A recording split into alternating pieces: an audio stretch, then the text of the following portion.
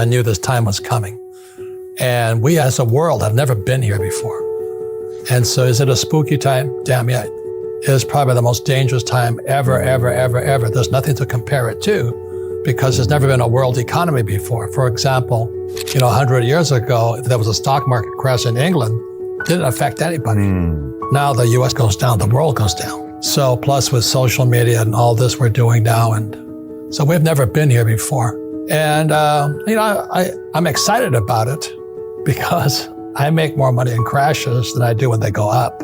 So, but for the average person, they'll get wiped out. I'm afraid at the worst, I hope I'm wrong, but I think we're heading for a global depression. Global depression? Yeah. What does that look like?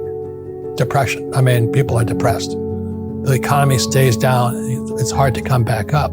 And now the good news is that for those who are prepared for it, like you and things like this, you'll do better. See, not everybody dies in a plane crash. Some plane crashes.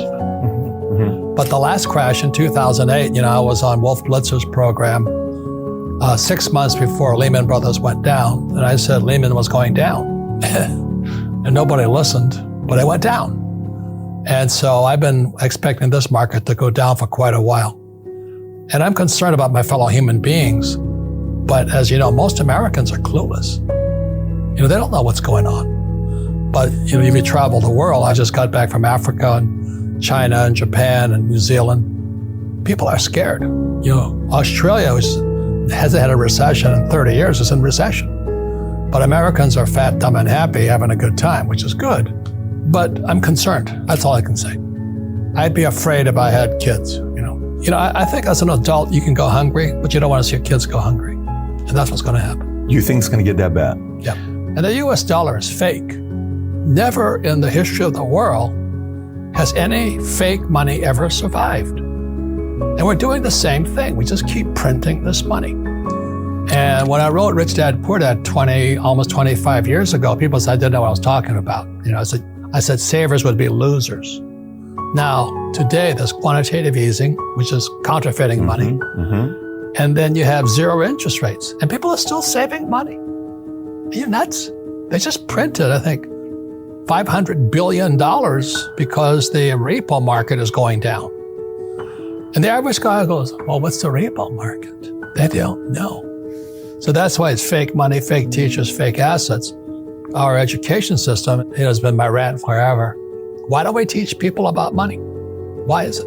We all use money, but we don't teach people about it.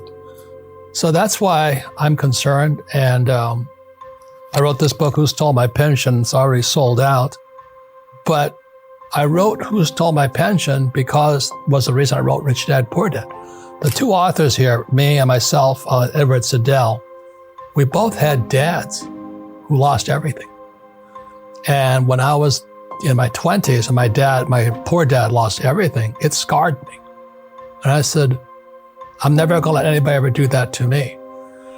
So I had just come back from Vietnam in 73.